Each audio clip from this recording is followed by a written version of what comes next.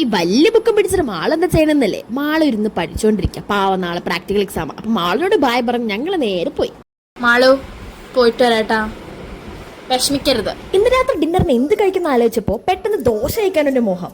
അപ്പൊ പിന്നെ ഒന്നും നോക്കില്ല, നേരെ നമ്മുടെ ചെന്നൈ തട്ടുദോശയിലോട്ട് വിട്ടു. ഇവിടെ വന്നപ്പോഴോ ഇവിടെ ആകെ മൊത്തം കൺഫ്യൂഷനായി. കാരണം ഇവിടെ 100-ലധികം ദോശകളാണ് ഇവിടെ അവൈലബിൾ ആയിട്ട്. എടുത്തു പറയേണ്ട മറ്റൊരു കാര്യം, ഈ 100 ദോശകൾ നല്ല കിടിലായിട്ട് ഉണ്ടാക്കുന്നത് നമ്മുടെ സ്വന്തം ശങ്കരണ്ണനാണ്. പിന്നെ ഞാനും കാളും ഭയങ്കര കൺഫ്യൂഷനിലായിരുന്നു ഏത് ദോശ വാങ്ങണമെന്ന്. പിന്നെ ഒന്നും നോക്കിയില്ല, അവിടെ തന്നെ ഏറ്റവും ഫേമസ് ആയിട്ടുള്ള പടയപ്പ ഓർഡർ ചെയ്യാൻ. ഇത്രയും ദോശകളുടെ വെറൈറ്റീസ് ആണ് അവിടെ ഉണ്ടായിരുന്നത്. അതുകൊണ്ട് തന്നെ നമ്മളൊരു ദോശ ഓർഡർ ചെയ്ത് കഴിഞ്ഞാൽ ഒരുപാട് സമയം ക്യൂ നിന്നാൽ മാത്രമേ നമുക്ക് ആ ദോശ കിട്ടും. അങ്ങനെ ഇതാണ് നമ്മുടെ ശങ്കരണ്ണൻ നമ്മുടെ പടയപ്പ ദോശ ഉണ്ടാക്കാൻ പോവാണ്. ആദ്യത്തെ നമ്മുടെ മച്ചാൻ 2 വലിയ ദോശ ചുട്ടിട്ട് അതിന്റെ പുറത്ത് എന്തോ മുട്ടയുടെ എന്തോ മസാലയും പിന്നെ പുതിന ചമ്മന്തിയും തക്കാളി ചമ്മന്തി പിന്നെ ഉരുളക്കിഴങ്ങിന് എന്തൊക്കെയോ മസാലയൊക്കെ ചേർത്തിട്ടാണ് നമ്മൾ പടയപ്പ റെഡിയാക്കിയത്. ശങ്കരണ്ണന്റെ മെയിൻ സ്കിൽ എന്ന് പറയുന്നത് ഇതാണ്. ഇവരൊരു പ്രത്യേക മസാലയാണ് ഈ ദോശയിലെ ഏറ്റവും അടിപൊളിയാണ്. മാത്രമല്ല ഈ ദോശ ഉണ്ടാക്കുന്ന കാണാൻ തന്നെ പ്രത്യേക രസമാണ്. ഫൈനലി കാത്തിരിപ്പിനൊടുവിൽ ഞങ്ങളുടെ പടയപ്പ റെഡി.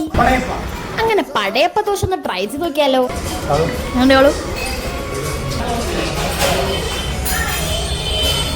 നമ്മൾ പിന്നെ വേറൊരു നോർമൽ ദോശയും ഓംലെറ്റും കൂടെ ട്രൈ ചെയ്ത് നോക്കി. ഒന്നും പറയാനില്ല ഗൈസ്, കിടിലൻ ദോശ. നിങ്ങൾ തീർച്ചയായിട്ടും ട്രൈ ചെയ്യണം. 2 പേർക്ക് സുഖമായിട്ട് കഴിക്കാൻ പറ്റുന്ന ഒരു അടിപൊളി ദോശ. 3 ഡിഫറെന്റ് മസാലയും പിന്നെ ആ രുചിക്കൂട്ടും എല്ലാം കൂടെ ആയപ്പോ മൊത്തത്തിൽ അടിപൊളി. സാമ്പാറും ചട്നിയും കൂടെ ഒരു പിടി പിടിച്ച എന്റെ മോനെ പിന്നെ ഒന്നും പറയാനില്ല. കഴിക്കാളൂ.